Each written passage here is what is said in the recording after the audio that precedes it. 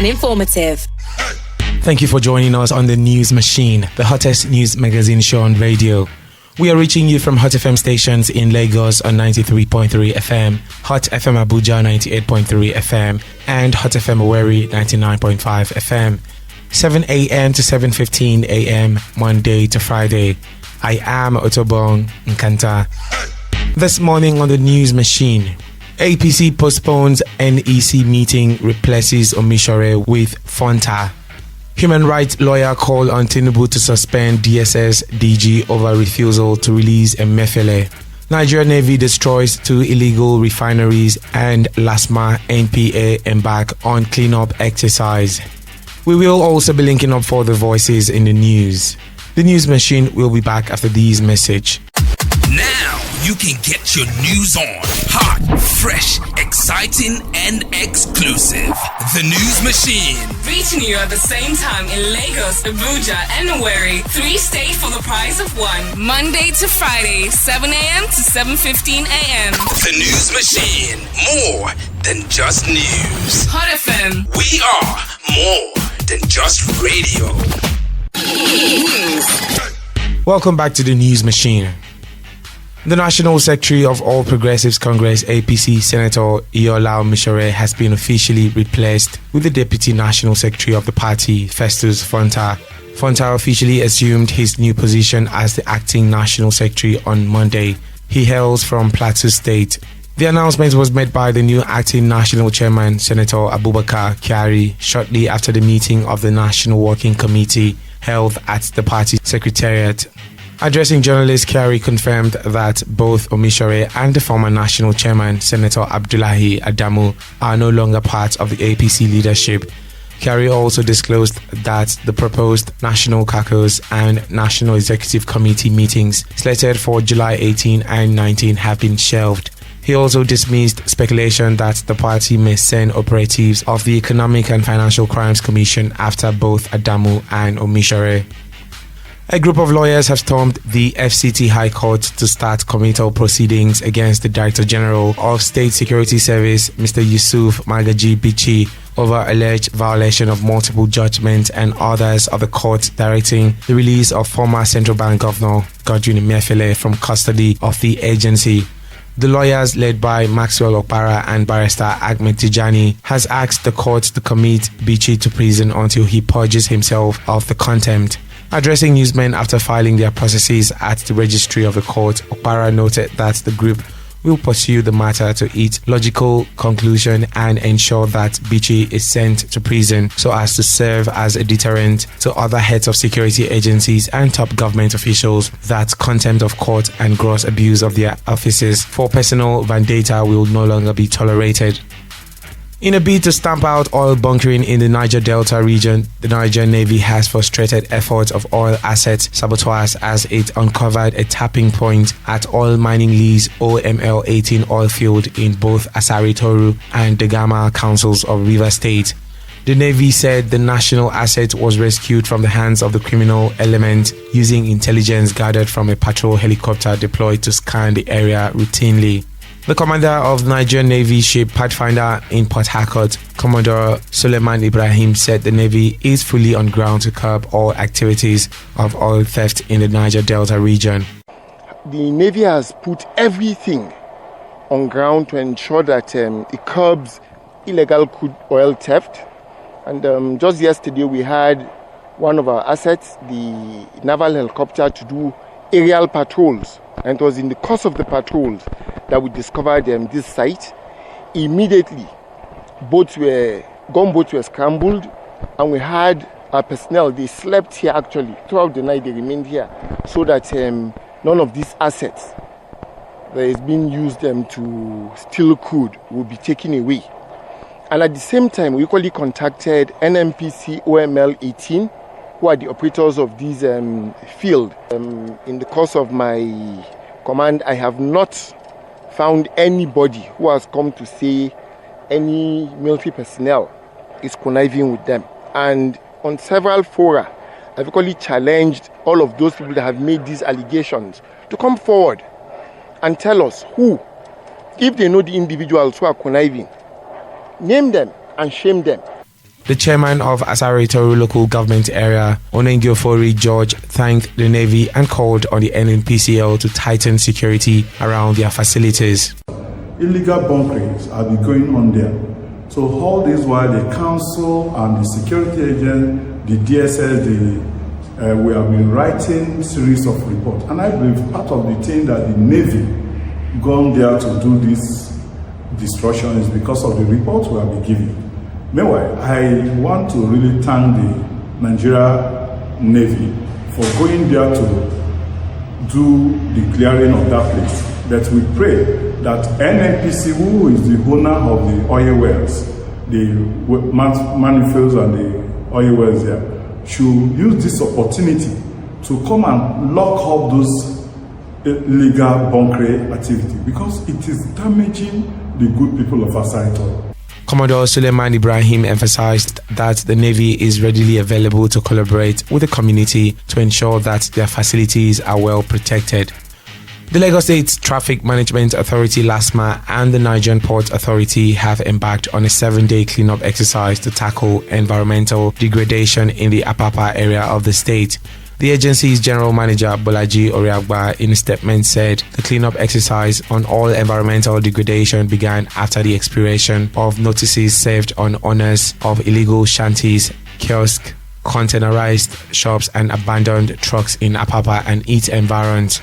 Oriagba said the intervention began over the weekend with the demolition of several illegal shanties and containerized shops, towing of abandoned trucks and dismantling of illegal garages. He said the area is becoming a breeding ground for miscreants who daily extort money from motorists and impede the free flow of traffic. Now it's time to get the trendy stories from the News Machine studios at Hot FM 98.3 Abuja. Let's hook up with more news coming from the nation's capital. Good morning. Here's the news from Abuja. All Progressive Congress Deputy National Chairman North, Senator Abubakar Kyari, has taken over the party's National Working Committee. Kyari's takeover confirms the resignation of APC National Chairman Abdullahi Adamu over the weekend. Adamu was reported to have tendered his resignation to the party's National Secretary, Senator Iola Omisore. However, at about 10:40 a.m. on Monday, the Deputy National Chairman led a team of 7 other members of the NWC to a meeting in his office. It was learned that Kyari's car was parked in the slot reserved for the National Chairman, while Omisore arrived at the Secretariat and joined others in the meeting. Acting Inspector General of Police Kayode Adeolu Ogbetokun has flagged off the distribution of checks to cover insurance benefits to next of kin of officers who paid the supreme price and those who have suffered permanent deformities in the course of discharging their lawful duties. The total sum of checks presented to 68 families of deceased officers and those injured or rendered disabled in the line of duty captured under the Group Life Assurance 2022-2023 policy year amounts to 535,618,788 naira 40 kobo.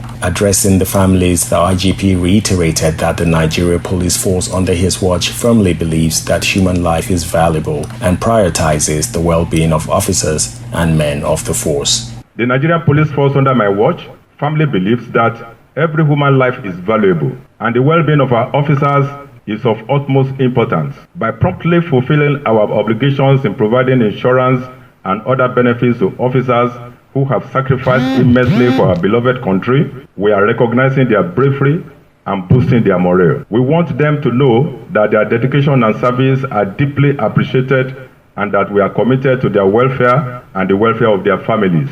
This milestone is just the beginning. I assure you that we will continue to take steps towards implementing better welfare packages for all members of the police family, whether serving, retired, or slain in the line of duty. Also speaking at the event, Managing Director Leadway Assurance Tunde Hassan noted that the company will continue to partner with the police to assist in serving the force and the nation better.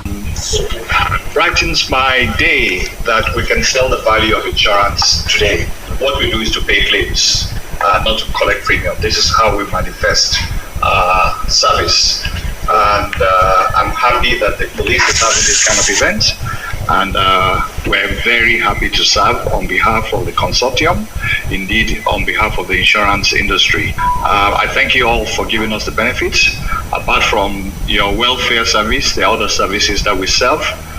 We can protect your properties as well. We can protect your motor insurance and your health insurance and all whatnots. But most of all, to the families making time to come here today, and we look forward to continue to serve. Hopefully, I wish nobody death, but it's inevitable. We're all mortal. One day we will all die. And if you die in service, that's what we're here for. We serve you. Earlier in his opening remarks, Force Insurance Officer ACP Ozairu Abdullahi noted that the gesture was made possible by the swift approach and passion of the Inspector General of Police, who has shown zeal of unalloyed commitment to the welfare of the officers and men of the Nigeria Police Force since his assumption of office. And that's all from the News Machine studio at Hot FM Abuja. I'm Kevin Joseph La, over to Lagos. All right, let's link up with the News Machine studios at Hot FM 99.5 Owerri for the training news happening in the southeastern part of the country.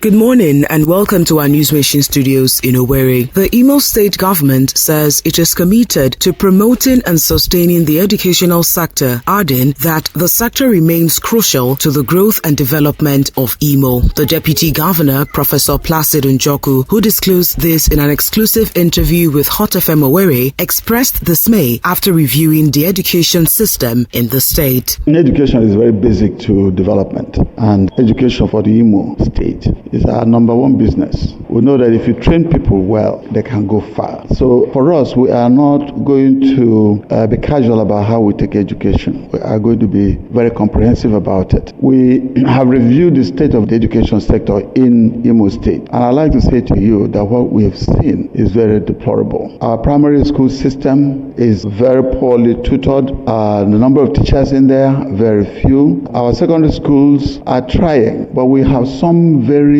strategic challenges in our secondary schools, which we must deal with. And then at the tertiary level, we're looking at quite a number of things. We'll find that management at those levels initially were very bad. We're working very hard to get the managements right. He also revealed that the administration of Governor Hope Uzodinma intends to employ a minimum of 6,000 teachers to address the shortage in primary and secondary schools. We have taken a review of the number of teachers in those primary schools, and we found that many of those schools don't have enough teachers. His Excellency the Governor, distinguished Senator Hope Uzodinma, has approved that 6,000 teachers be hired for the primary schools. To be able to do some of that, we are actually engaging the churches in Imo State. And what we want to do is to bring in priests there, bring in people who can bring in moral rectitude into those schools. The immediate past Speaker of the Imo State House of Assembly, Right Honorable Emeka Unduka, has lauded the State Governor Hope Uzodinma for increasing the state workers' minimum wage from 30,000 naira to 40,000 naira. Honorable Unduka, who spoke in an exclusive interview with Hot FM Owerri, thanked the governor for his continuous partnership with civil servants in the development of the state. It's a welcome development. The salary increment from 30,000 to 40,000 is a welcome development, and Imolas are very, very happy with the government because it will go a long way in helping many families to cater for their day-to-day running around. So we are very happy with the governor. It could be recalled that Governor Hope Uzodinma had over the weekend approved the new minimum wage, which he said is geared towards cushioning the biting effects of the removal of fuel subsidy by the federal government. That's all from our News Machine studios at Hot FM Owerri. Back to our studios in Lagos for the rest of the news. I am Ifeyunwa Nwanda. You are listening to the News Machine, reaching you from our stations in Lagos, Abuja and Owerri, 7 a.m. to 7:15 a.m. Monday to Friday. Let's hear what correspondent Nesasani has for us on Voices in the News. Nigeria Labour Congress NLC President Joe Ajaero after the meeting with the government over removal of petrol subsidy. As at the end of this meeting, we have set up committees in those key areas to commence work on them to make sure that we wrap up in the next 8 weeks. And I'll bring you sports stories. Barcelona's new signing, Ike Gundogan, says he still has a lot to prove after he was unveiled at the Catalan club following his move from Manchester City on a 2-year deal. The German midfielder captained City to the treble last season, playing a key role with 11 goals in 51 games. Remember, you can listen to episodes of The News Machine and see videos of more news stories online at hotfm.ng. And that's all we have for you on today's package of The News Machine. Thank you for listening and do have a lovely day ahead. Good morning.